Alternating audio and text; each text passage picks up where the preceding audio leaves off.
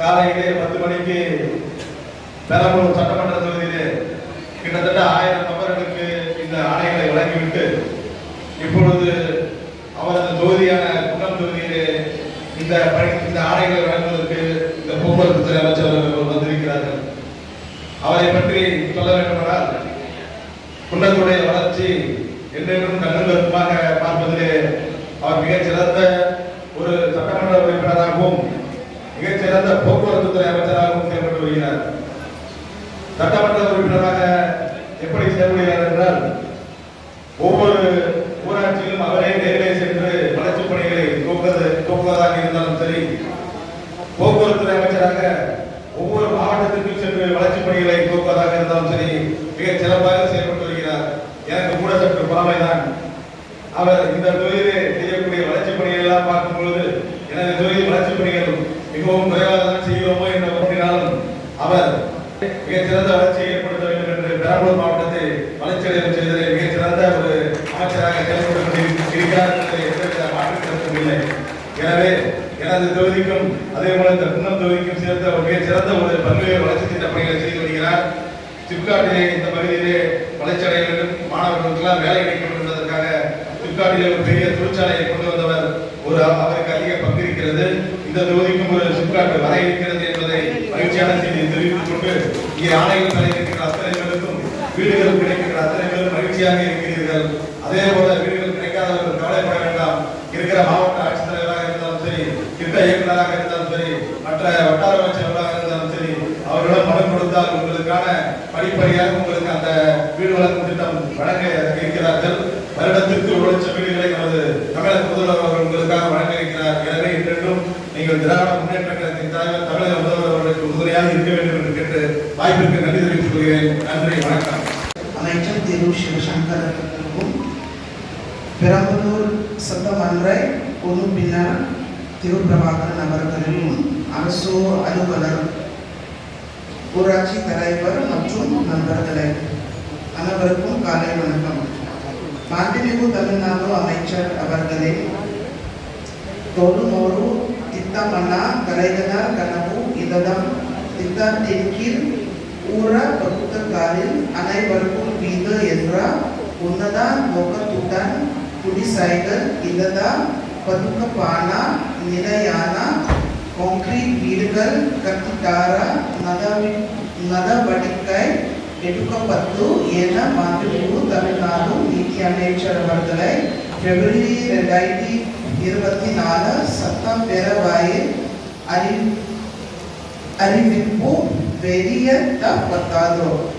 அதனைத் தொடர்ந்து ஊர வளர்ச்சி மற்றும் உள வளர்ச்சி துறையின் முதல் அரசினை வெளியிடப்பட்டு பயனாளிகளின் தேர்வு செய்து மற்றும் திட்டமணிகள் செயலாக்கம் புரியாது வழிகாட்டி நெறி முறைகள் வெளியிடப்பட்டன. பெரம்பலூர் மாவட்டத்தினை குடிசைகள் இல்லத மாவட்டமாக இலக்கினை விளையாட்டு உபகரணங்களை பெற வந்திருக்கின்ற மாணவ செல்வர்களே, சகோதரர்களே, உங்கள் அனைவருக்கும் அன்பு கலந்த வணக்கத்தை தெரிவித்துக் கொள்கிறேன்.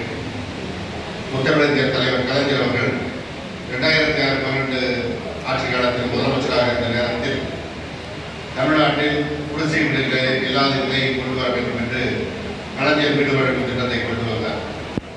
2010ஆம் ஆண்டு தமிழ்நாட்டில் இருக்கின்ற வீடுகளை படிப்படியாக கான்கிரீட் வீடுகளாக மாற்றுவதற்கு பணியாணை வழங்கப்பட்டு முதல் ஆண்டிலே 3 லட்சம் வீடுகள் கட்டப்பட்டது. அடுத்து ஆட்சி மாற்றம் ஏற்பட்டு அதிமுக ஆட்சி வந்த நேரத்தில் அந்த திட்டத்தை கைவிட்டார்கள். இந்த குடிசை வீடுகள் இருக்கிற காரணத்தினால்தான் போன காலத்தில் பெரிய அளவில் தீ விபத்து ஏற்பட்டு பல்வேறு வீடுகள் எரிந்து போகின்ற நிலைமை. மழைக்காலம் வந்தால் மண் சுவராக இருந்தால் கரண்டி போய் விழுந்து பாதிப்பு வருகின்ற நிலைமை. அதை மாற்ற வேண்டும் என்றுதான் கலைஞர் முடிவெடுத்து அந்த திட்டத்தை கொண்டு வந்தார். ஆனால் ஆட்சி மாற்றத்தால் அது கனவாக போனது. அதனால் தான் நம்முடைய முதலமைச்சர் அவர்கள் இந்த திட்டம் கலைஞருடைய கனவு திட்டம், அதனால்தான் கலைஞர் கனவு இல்லம் என்ற பெயரை சுட்டி இந்த திட்டத்தை வழங்கியிருக்கிறார். வந்திருக்கின்ற ஒவ்வொருவருக்கும் 3 லட்சம் செலவிடம் வீடு கட்டி கொடுப்பதற்கு அரசு நிதி வழங்கியிருக்கிறது. அந்த வீட்டை சிறப்பான முறையில் கட்டி சிறப்பான முறையில் அமைத்துக் கொள்வதற்கு உங்களுக்கு எல்லாம் இதனுடைய வாழ்த்துக்களை தெரிவித்துக் கொள்கிறேன்.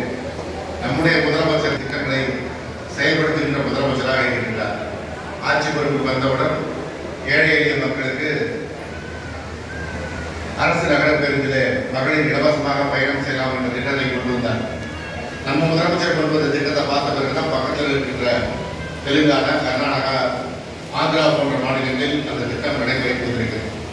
அதே போல மகளிருக்கு வீட்டில் இருக்கின்ற ஆண்களை எதிர்பார்க்காமல் தைரியமாக இருக்க வேண்டும் என்று கலைஞர் உரிமை தொகை மாதம் 1000 வழங்கப்படும் என்று அறிவித்து வழங்கினார் நம்முடைய முதலமைச்சர். மத்திய பிரதேச மாநிலத்தில் நம்முடைய முதலமைச்சரை பார்த்துட்டு அந்த திட்டம் நடைமுறைக்கு கொண்டு வரப்பட்டது. 2 நாட்களுக்கு முன்பு ஜார்க்கண்ட் மாநிலத்தில் அந்த மாநில முதலமைச்சர் ஹேமந்த் சோரன் அவர்கள் அந்த கலைஞர் உரிமை தொகை போல அவருடைய மாநிலத்தில் அந்த திட்டத்தை துவங்கி வைக்கிறார். இதை நான் சொல்வதற்கு காரணம், ஏழை எளிய மக்களுக்கு இந்தியாவிலேயே இது போன்ற திட்டங்களை தருகின்றவர் நம்முடைய முதலமைச்சராக இருக்கிறார். அதனால தான் அவரை பார்த்து மற்ற மாநிலங்களில் இது போன்ற திட்டங்களை செயல்படுத்துகிறார்கள். அந்த வகையிலே தான் பல்வேறு திட்டங்களை கொண்டு வந்திருக்கிறார். வந்திருக்க பெண்களுக்கு தெரியும், ஒரு 30-40 வருஷத்துக்கு முன்னாடி நீங்க எல்லாம் பள்ளிக்கூடம் போய் படிக்கிறது உங்க வீட்டில் விட மாட்டாங்க. கலைஞர் 8ஆம் வகுப்பு படித்த பெண்களுக்கு திருமணத்திற்கு 5000 வழங்கப்படும் என்று சொன்ன பிறகுதான் பல குடும்பங்களில் தன்னுடைய பெண் பிள்ளைகளை 8ஆம் வகுப்பு வரைக்கும் படிக்க வச்சார். அதற்கு பிறகு ஆட்சி மாற்றம் ஏற்பட்டு மீண்டும் கலைஞர் முதலமைச்சர் அந்த நேரத்தில் 10ஆம் வகுப்பு படித்தால் அவருடைய திருமணத்திற்கு 10,000 வழங்கப்படும் அறிவித்தார். அதற்கு பிறகு 10ஆம் வகுப்பு வரைக்கும் படிக்கிற நிலைமை வந்தது. அதுபோலதான் இன்றைக்கு நம்முடைய முதலமைச்சர் என்ன திட்டம் கொண்டுவருகிறார், கல்லூரி படிக்கிறதுக்கு நம்முடைய பெண் குழந்தைகளை ஊக்கப்படுத்துவதற்கு அரசாங்க பள்ளியில் 6ஆம் வகுப்பு 12ஆம் வகுப்பு வரை படித்திருந்தால் அவர்கள் கல்லூரியை படிக்கின்ற போது மாதம் 1000 புதுமை பெண் திட்டத்தில் வழங்கப்படும் சொன்னார். 2 ஆண்டுகளில் இன்றைக்கு கல்லூரிகளில் பெண்களுடைய சேர்க்கை அதிகரித்திருக்கிறது.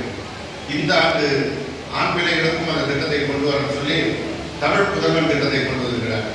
இதையெல்லாம் கொண்டு வருவதற்கான நம்முடைய தமிழ்நாட்டில் இருக்கின்ற பிள்ளைகள் கல்லூரி போய் படித்து அறிவை வளர்த்துக் கொள்ள வேண்டும். அவருடைய வாழ்க்கையை வளர்த்துவதற்கு கல்வி அவசியம் என்பதனால் தான் நம்முடைய முதலமைச்சர் இந்த திட்டத்தை கொண்டு வந்திருக்கிறார். இப்படி ஒவ்வொரு திட்டமாக பார்த்து செயல்படுத்துகின்ற முதலமைச்சர் இருக்கின்ற காரணத்தால் தான் இன்னைக்கு நம்முடைய குன்னம் தொகுதி மிகவும் பின்தங்கிய தொகுதி என்ற நிலையை மாற்றுவதற்கு ஒரு அரசாங்க ஐடியை வழங்கி பக்கத்தில் 2 கிலோமீட்டர் வெண்மணியிலே கட்டப்பட்டு கொண்டிருக்கிறது. இன்னும் 1 மாதத்துக்கு 2 மாதத்தில் வேலை முடிந்து திறப்பு விழா நடக்கிறது. அதே போல நம்முடைய குன்னம் நகரத்திற்கு ஒரு பஸ் ஸ்டாப்போ நம்முடைய முதலமைச்சர் கொடுத்திருக்கிறாங்க. தமிழ்நாட்டில் எந்த தொகுதிக்கும் வழங்கவில்லை. நம்முடைய குன்னம் தொகுதியில் தான் பின்தங்கிய தொகுதியாக இருக்கிறது. எனவே இங்கே போக்குவரத்து வசதிகளை அதிகப்படுத்த வேண்டும் என்று அந்த ஒரு பேருந்து டெப்போ பணிமனை பஸ் டெப்போ கொடுத்திருக்கிறாங்க. அதே போல நம்முடைய அன்பு சொல்ற பிரபாகரனுடைய தொகுதியான பெரம்பலூர் தொகுதியில ஒரு சிப்காட்டை நம்முடைய முதலமைச்சர் அவர்கள் கடந்த 1 ஆண்டுக்கு முன்பு துவங்கி வைத்தார்கள்.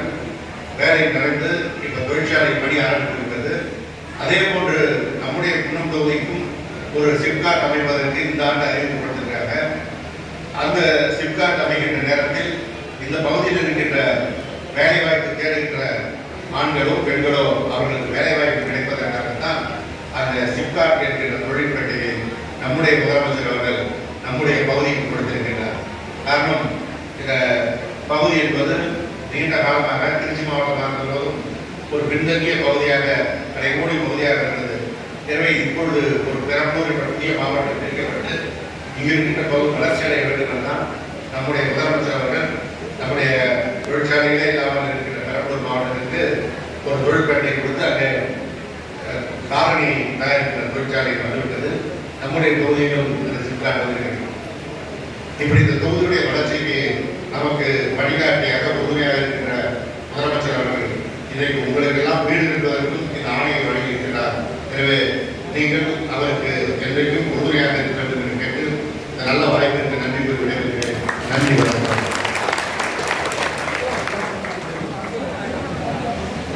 50,000 ரூபாய் பேருள் பழுப்பு நீக்கம் செய்ய 1,50,000 ரூபாய் வழங்கப்படுகிறது.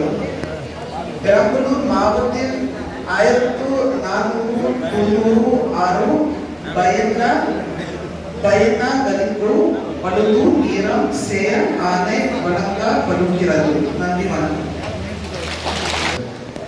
தளபதி மு.க. ஸ்டாலின் அவருடைய ஆணைப்படி நம்முடைய பெரம்பலூர் மாவட்டத்தில் ஊரக வளர்ச்சி மற்றும் உள்ளாட்சித்துறை சார்பாக குடிசை வீடுகளை இல்லாத மாவட்டமாக மாற்றுவதற்கு கலைஞர் கனவு இல்லம் திட்டத்தின் கீழ் பணியாணை வழங்குகின்ற நிகழ்ச்சியும் மாண்புமிகு இளைஞர் நலன் மற்றும் விளையாட்டு மேம்பாட்டுத்துறை அமைச்சர் உதயநிதி ஸ்டாலின் அவருடைய வழிகாட்டிலே டாக்டர் கலைஞர் விளையாட்டு உபகரணங்கள் வழங்கும் திட்டத்தின் கீழ் விளையாட்டு உபகரணங்கள் வழங்குகின்ற விழாவாகவும் நடைபெறுகின்ற சிறப்புமிகு நிகழ்ச்சிக்கு தலைமையேற்றிருக்கின்ற மரியாதைக்குரிய மாவட்ட ஆட்சியர் திருமதி திரேஸ் பச்சாவ் ஐஏஎஸ் அவர்களே, வரவேற்புரை ஆற்றியிருக்கின்ற திட்ட இயக்குனர் மரியாதைக்குரிய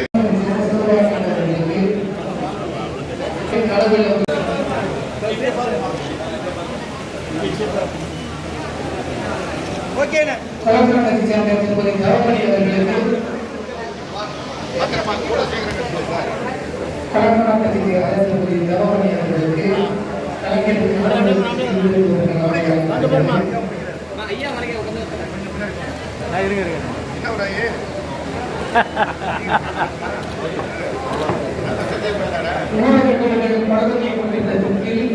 ஏலமாக்கோவை சேர்ந்த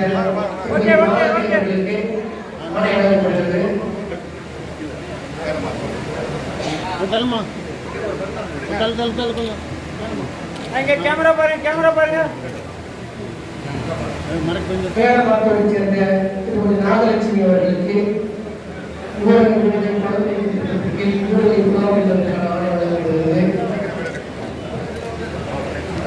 கலைஞர் விளையாட்டு உபகரணங்கள் கொலக்கானத்தம் ஊராட்சியில் மேலாபுரம் சுள்ளக்குடி மேலாபாத்த ஊராட்சிகளுக்கு வழங்கி தருமாறு மாண்புமிகு போக்குவரத்து அமைச்சர்கள் முன்மொழி கேட்டுள்ளோம்.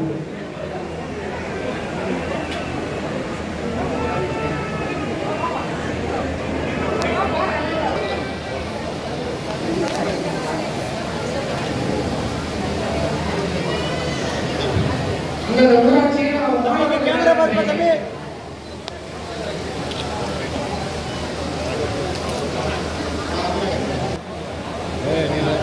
அடுத்ததாக அசூர் கலைஞர் தலைமையில் விடுதலைக்கான வழங்கப்படுகிறது. அசூரை சேர்ந்த திருமதி மணியன் அவர்களுக்கு கலைஞர்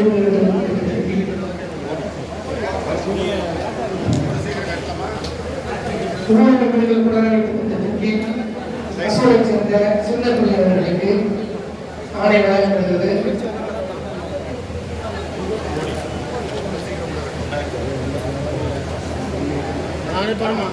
திருமதி சேவாயி அவர்களுக்கு ஆணை வழங்கப்படுகிறது.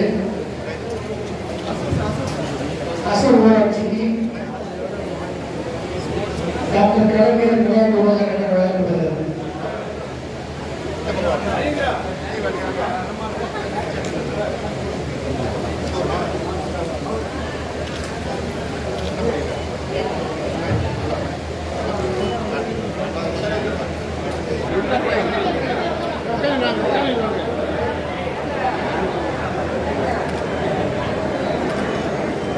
ஒரு நிமிஷம் யாரு என்கிட்ட அண்ணா உதவி திட்ட அலுவலர்கள் ஜனகன மங்களதாயக ஜய ஹே பாரத் பாக்ய விதாதா ஜய ஹே ஜய ஹே ஜய ஹே ஜய ஜய ஜய ஜய ஹே. அண்ணா தில் செய்திகள் பின்னாடி ஒரு இதுதான் சொன்னேன்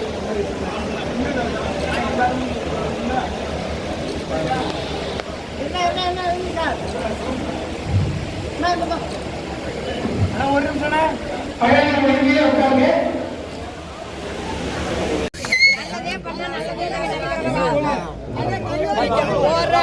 தேடி தேடி வந்துட்டு தான் வரேன்